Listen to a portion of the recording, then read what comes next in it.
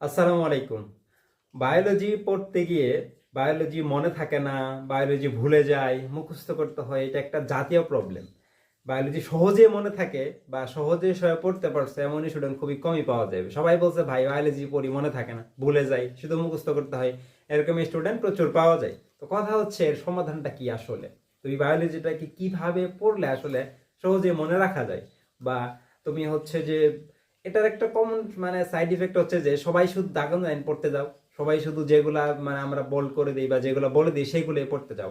আসলে তুমি যখন একটা জিনিস সম্পর্কে বেশি জানবা বা ওটার ডিটেলসে কিছু আশেপাশে সব কিছু মিলে পড়বা, তখন তুমি তার মেইন অংশটা মনে রাখতে পারবা। কিন্তু তুমি যদি আগেই মেইন অংশটা পড়তে যাও তাহলে তুমি সেটা বুঝবা না।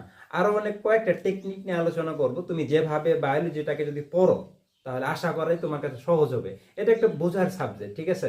তোমরা সবসময় মনে করো ম্যাথ বোঝা যায়, ফিজিক্স বোঝা, সূত্র দিয়ে, বায়োলজি মনে হয় শুধু মুখস্থ করতে হয়। নো, বায়োলজির ভিতরেও অনেক সুন্দর সুন্দর কথা আছে, সুন্দর শব্দ আছে। তুমি শব্দগুলোকে ভেঙে যদি বুঝে পড়তে পারো, তুমি একটা জিনিস এমনি কেন মুখস্থ করতে যাবো বলো তো?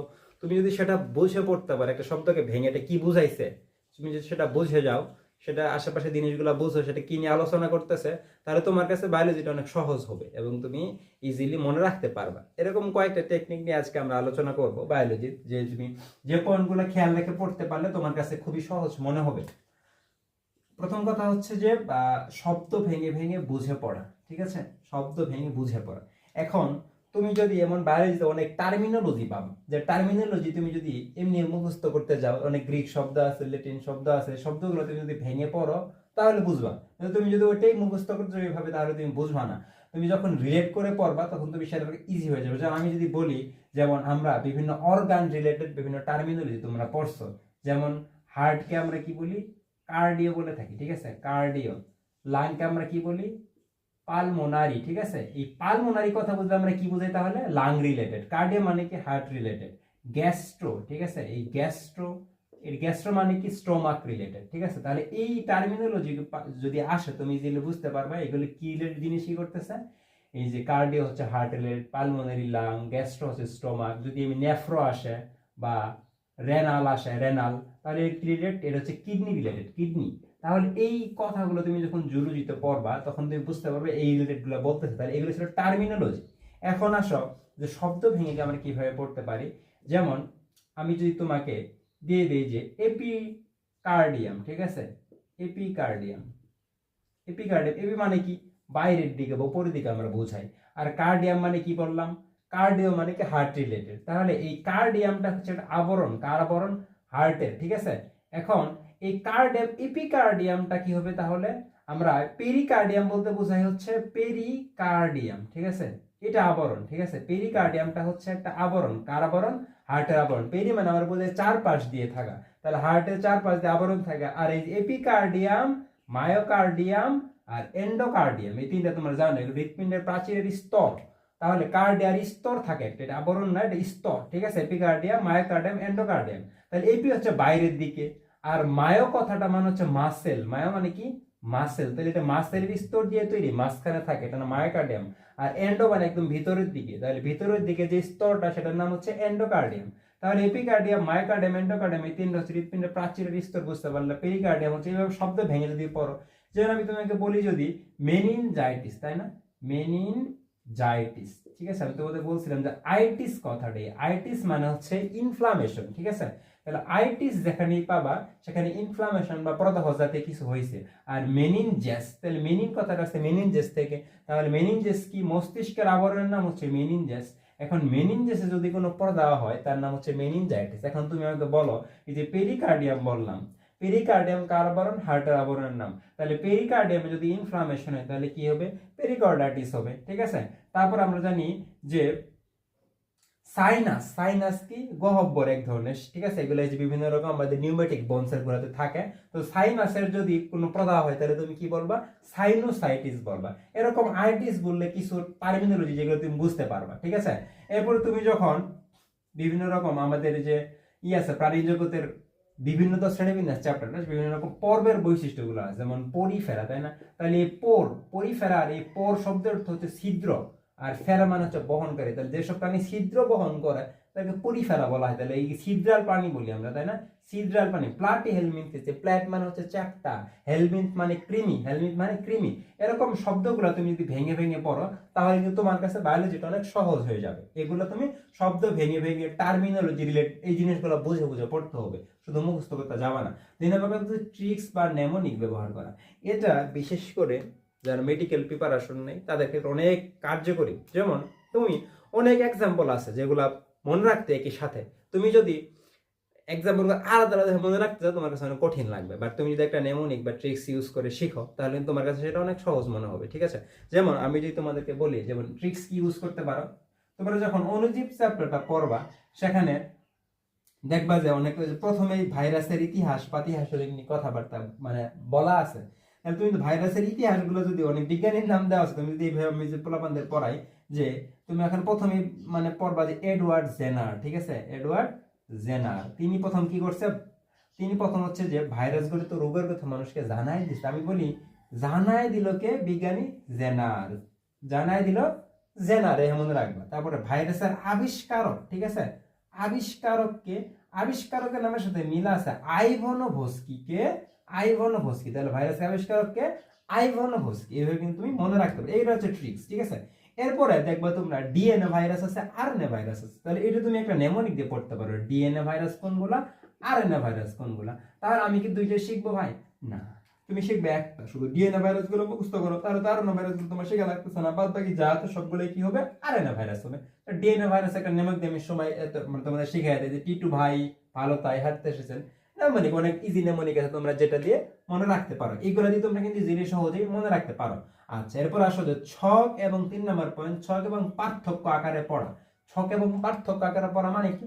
যেমন তুমি যদি দুইটা জিনিসের মধ্যে ডিফারেন্স পড়ো তাহলে কিন্তু তুমি দুইটার ভিতরে কম্পেয়ার করতে পারবে। যেমন আমি তোমাকে বললাম শৈবাল ছত্রাকের পার্থক্য পড়ো, তাহলে শৈবালে কি কি থাকে, ছত্রাকে ওই জিনিসগুলো থাকে না, এরকম কিছু আছে যেটা এটা থাকে এটা থাকে না। ঠিক আছে, তুমি ব্রায়োফাইটা টেরিডোফাইটার পার্থক্য পড়লা, ইজিলি কম্পেয়ার করতে পারবা। তুমি হচ্ছে উদ্ভিদ পড়তে গেলে C3 C4 চক্রের পার্থক্য ইজিলি পড়তে পারবা। ঠিক আছে, এখানে কি হয়, প্রথম স্থায়ী পদার্থ কোনটা, এখানে প্রথম স্থায়ী পদার্থ কোনটা, এখানে কার্বন ডাইঅক্সাইড গ্রহীত কোনটা, এখানে কোনটা। ঠিক আছে, এগুলো তুমি ইজিলি কম্পেয়ার করে দুইটা মনে রাখতে পারো। বুঝছো, মূল এবং কাণ্ডের মধ্যে পার্থক্য কি, এরকম ছক এবং পার্থক্য আকারের জিনিসগুলো পড়লে তুমি ইজিলি মনে রাখতে পারবে। এরপরে আসো যে 4 নম্বর পয়েন্ট, এটাও মেডিকেলে খুবই কাজে লাগে, একটু সমজাতীয় জিনিসগুলো একসাথে পড়া। সমজাতীয় মানে কি, যেগুলো সেম, ঠিক আছে, একই একই তথ্য একই সংখ্যা, এগুলো একসাথে পড়বা। যেমন আমি তোমাদেরকে বলি যে ইউ আকৃতির মানব দেখি কি আছে বলো তো, ইউ আকৃতির। তাহলে তুমি একই সাথে ইউ আকৃতি গুলো পড়ে ফেলো। ডিওডেনাম আছে, ঠিক আছে, এটা কি ইউ আকৃতির। মেন্ডিবল আছে ইউ আকৃতির।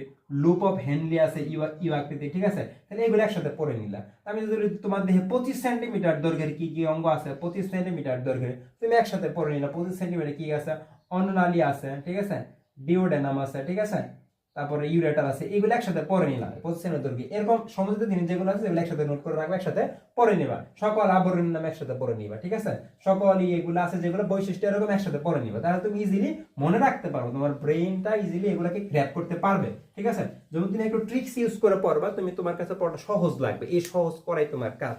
যখন তোমার কাছে সহজ লাগবে তুমি ইজিলি মনে রাখতে পারবে, তোমার ব্রেইনটা মেমোরিটা দীর্ঘস্থায়ী হবে। বুঝতে পারছো? এখন লাস্টের যে পয়েন্ট বলে এটাই সবচেয়ে গুরুত্বপূর্ণ, তুমি সবগুলো মনে রাখো বা না রাখো, এই লাস্টের পয়েন্টটা তোমাকে ভালোভাবে গ্র্যাব করতে হবে। এটাই যদি তুমি ফলো করতে পারো আশা করি তোমার পড়া মনে থাকবে। ঠিক আছে, এটাই সবচেয়ে কঠিন, সবাই এটা একদম এটা কেউ করতে চায় না, সেটা হচ্ছে একই পড়া বারবার পড়া বা রিভিশন দেয়, একই পড়া বারবার পড়া। এটাই একমাত্র মহৌষধ, এটা একমাত্র মহৌষধ। তুমি যদি পড়া মনে রাখতে চাও মহৌষধ কে কি পড়া বারবার পড়া। দেখো, তুমি যদি পড়া মনে রাখতে চাও, তুমি যদি বায়োলজিকে মুখস্থ করতে চাও, তোমার মাথা থেকে এটা প্রথমে আউট করে দিতে হবে যে বায়োলজি মুখস্থ করা লাগে, এটা তোমার মাথা থেকে বের করে দাও। তোমার মুখস্থ করার দরকার নাই, তোমার কাজ শুধু কি, তুমি শুধু পড়বা, তোমার কাজ শুধু পড়া, শুধু দেখে যাও, চোখ দিয়ে শুধু দেখে যাও, শুধু পেজ উল্টায় যাও আর দেখে যাও, হ্যাঁ আচ্ছা এটা ছিল, ওকে এর বৈশিষ্ট্য এটা ছিল, ওকে। তোমার তো তুমি মাথায় প্রথমে সেট করে দাও যে বাইরে যে মুখস্থ করার লাগে, তাহলে কিন্তু তোমার মাথায় সবসময় এটাই ঘুরবে, সবসময় যে মুখস্থ করার লাগে, মুখস্থ করার লাগে। নো। তুমি সবসময় সেটা গল্পের বইয়ের মতো পড়ে যাও, কি আছে এর আশেপাশে জিনিস কি আছে এগুলো একটু পড়ো। তুমি যখন পড়বা জানবা একটা সম্পর্কে তোমার কিছু জিনিস মাথায় এমনি সেট হয়ে যাবে, ঠিক আছে? যেমন আমি যখন বায়োলজি পড়তাম তখন আমি চেষ্টা করতাম যে মানে রেগুলার পড়ার, ঠিক আছে? একটা প্রিভিয়াস পড়া পড়ছি, একটা চ্যাপ্টার আগে পড়ছি, পরে একটা অন্য একটা চ্যাপ্টার পড়ার সময় ওই চ্যাপ্টারের জিনিসগুলো একটু দেখে আসতাম। আমার মাথায় এটা থাকতো যে মুখস্থ করতেছে, মাথায় থাকতো যে একবার রিডিং দিতেছি বা এরকম। তুমি যখন বারবার রিডিং দিবা, কয়েকবার রিডিং দিয়ে দেখবে যে ওই তথ্যগুলো তোমার একটা লং টার্ম মেমোরিতে রেসিডিউয়াল নলেজে পরিণত হইতেছে, বুঝছো? এরকম তোমাকে রিভিশন দিতে হবে, বারবার রিভিশন দিতে হবে। একটা প্রিভিয়াস পড়াগুলোকে যাতে ভুলে না যাও, তুমি গুছায় রাখবা, একটা চ্যাপ্টারকে সহজ করে গুছায় রাখবে যে আমি রিভিশনের সময় কি কি জিনিস পড়বো এগুলো একটু মার্ক করে রাখো, যে এটা গুরুত্বপূর্ণ বেশি, এটা আমাকে দেখতে হবে, এটা আমার মনে থাকে না, এটা এই ট্রিক দিয়ে মনে রাখছিলাম। তখন তুমি যখন বারবার একটা পর এক সপ্তাহ দেখবা, পরের সপ্তাহে আবার দেখবা, তারপর সপ্তাহ আবার দেখবা, তখন তোমার সেটা রেসিডুয়াল নলেজে পরিণত হবে, একটা লং টার্ম মেমোরিতে পরিণত হবে। এখন বারবার একটা পরকে দেখতে হবে, এটা তোমার কষ্ট হবে, ঠিক আছে? মানে একটা আমাদের পড়তে মন চায় না, আমাদের হিউম্যান ব্রেন হচ্ছে একটা পর একবার পড়ছি সেটা আর পড়তে মন চায় না। এখন ওই জিনিসটা তোমাকে একটু মনটাকে সেট আপ দিয়ে ওটা ভালো মতো দেখতে হবে। তুমি যদি এটা করতে পারো, আসলে তোমার বাইরে যেটা একদম সহজ মনে হয়, এমন হবে তুমি 12টা চ্যাপ্টার কি কি ইনফো আসে তখন তুমি এমনি মানে বই ছাড়াই মনে রাখতে পারবা, বুঝতে পারছো? এবং তোমার ভর্তি পরীক্ষা বলো, যে কোনো পরীক্ষা বলো, এটা খুবই কাজে দিবে, এটা খুবই কাজে দিবে, ঠিক আছে? যারা মেডিকেলে চান্স পায় তাদের ম্যাক্সিমামই হচ্ছে এই রেসিডুয়াল নলেজ দিয়ে চান্স পায়, এবং যারা বারবার পড়ছে রিভিশন দিতে, সবাই কিন্তু এক দুইবার পড়ে, কিন্তু কারা মনে রাখতে পারে? যারা রিভিশন দেয়। তোমার এখন থেকে এই অভ্যাসটা তৈরি করে, কি পড়া বারবার পড়ো, অল্প অল্প করে পড়ো, কিন্তু তুমি প্রিভিয়াস পড়াটা দেখে যাও। যদি প্রিভিয়াস পড়া দেখে যাইতে পারো তোমার এটা খুবই কাজে দিবে, এবং এটাই মনে থাকবে পরীক্ষায়, বুঝতে পারছো? এবং সহজে এগুলোর উত্তর করতে পারবে। ওকে, এখন একটু আমাদের কোর্সের প্রচারণা করি, ঠিক আছে? দেখো, আমরা হচ্ছে তোমরা ইতিমধ্যে অনেকেই জানো যে আমরা 25 এবং 26 ব্যাচের জন্য বায়োলজিটাকে একাডেমিক থেকেই বায়োলজিটাকে সহজ করার জন্য মেডিকেল প্যাটার্নে পড়ানোর জন্য একটা ব্যাচ আনতেছি, সেটা হচ্ছে ব্রেনার বায়োলজি মেডিকেল ব্যাচ। এখানে ফিস কত রাখবো আমরা? 1000, 2000, 3000? নো, আমরা একদম কম ফিতে রাখবো। সেটা হচ্ছে তোমাদের একদম 250 টাকা দিয়ে আমরা হচ্ছে একটা ব্যাচ আনতেছি, যেটা আমরা চাই হচ্ছে যারা মেডিকেল ডেডিকেটেড ভাবে সিরিয়াস স্টুডেন্ট, যারা আমার কথা গাইডলাইন মানবা, শুধুমাত্র এটা তাদের জন্যই, ঠিক আছে? আজকে আমরা 26 ব্যাচের আজকে এনরোলমেন্ট শুরু হবে, আমরা 1 তারিখ থেকে ইনশাল্লাহ ক্লাস শুরু করব। এখানে আমরা কি পড়াবো ভাইয়া? তোমাদেরকে আসমানি কিতাব পড়াবো? নো, এই যে বায়োলজিটা কিভাবে পড়তে হয়, টেকনিকটাকে কিভাবে শিখাই দিতে হয়, তোমাকে আমি মুখস্থ করে দিতে পারবো না, তোমাকে আমি ওয়েটা দেখা দিতে পারবো যে এইভাবে পড়ো, এই পড়াটা এইভাবে পড়লে তোমার সহজভাবে মনে থাকবে, এই শব্দগুলো এইভাবে ভেঙে ভেঙে পড়তে হয়, এই সবগুলো এইভাবে মনে রাখতে হয়, এটা বেশি বেশি পরীক্ষায় আসে, এটা মেডিকেলের জন্য গুরুত্বপূর্ণ, এগুলোই দেখাই দেবো। এখন কথা হচ্ছে ভাই আমি তো একাডেমিকে পড়ি, আমি কি এখন আমার দরকার আছে এগুলার? তোমার বন্ধু বান্ধব সবাই পড়ে ফেলতেছে, এখন তুমি তাদের সাথে না পড়ো তাহলে তো তুমি অবশ্যই পিছিয়ে পড়বো, অবভিয়াসলি পিছিয়ে পড়বা। এখন তো দেখছো এবার মেডিকেল ভর্তি পরীক্ষা কাটমার কত উঠছে, কারণ এখন স্টুডেন্ট সবাই সিরিয়াস, সবাই ভালো পারতেছে, হাইয়েস্ট মার্ক করতেছে, দেখতেই পারতেছো। তাহলে তোমাকে যদি ভালো করতে হয়, তুমি যদি স্বপ্নের প্রতি সিরিয়াস থাকো, তুমি যদি আসলে মেডিকেলে চান্স পেতে, তোমাকে আগে থেকে এগুলোর প্রতি জানতে হবে, সিরিয়াস হতে তোমাকে পরে শেষ করতে হবে। তো এই জন্যই যারা হচ্ছে সুযোগ পাচ্ছ না, বা যারা অনেক প্রত্যন্ত অঞ্চলে আসো বা অনেক এলাকা থেকে আসো, তারা মানে ভালো টিচার পাচ্ছ না, আমি চাচ্ছি সবাইকে একটা গাইডলাইন দেওয়ার বা ভালো মতো একটা পড়ানোর চেষ্টা করার। এই জন্য হচ্ছে আমরা 1 ফেব্রুয়ারি থেকে ক্লাস শুরু করব। যারা হচ্ছে যুক্ত হচ্ছে চাও আমাদের গ্রুপে আজকে ডিটেলস দেওয়া হবে, এবং তোমরা আমাকে মেসেজে জানাতে পারো যারা ইন্টারেস্টেড আসো, ইনশাআল্লাহ আমরা তোমাদেরকে যুক্ত করার চেষ্টা করবো। আর তুমি পড়ো বা না পড়ো, ঠিক আছে, পড়ো বা না পড়ো, কোনো গাইডলাইন লাগলে অবশ্যই আমাকে জানাবে যে ভাই আমি এখন এই যে সাবজেক্ট বেছে পড়ি, তো আমি এখন কিভাবে আসলে মেডিকেলের জন্য পড়তে পারি। তুমি এই টেকনিকটাই জানা, বুঝছো? এই টেকনিকটা তুমি যদি জানতে পারো, তুমি নিজে নিজে মেডিকেলে চান্স পেয়ে যাবা, ঠিক আছে? ওকে, তাহলে এই আশা করি এইভাবে তুমি বায়োলজিটাকে সহজভাবে পড়বা, তাহলে আশা করা যায় তোমার কাছে ইজি মনে হবে, আর এরকম বার্ডেন বা কঠিন মনে হবে না, বুঝতে পারছো? ওকে, তাহলে সবাই পড়তে থাকো। আল্লাহ হাফেজ, আসসালামু আলাইকুম।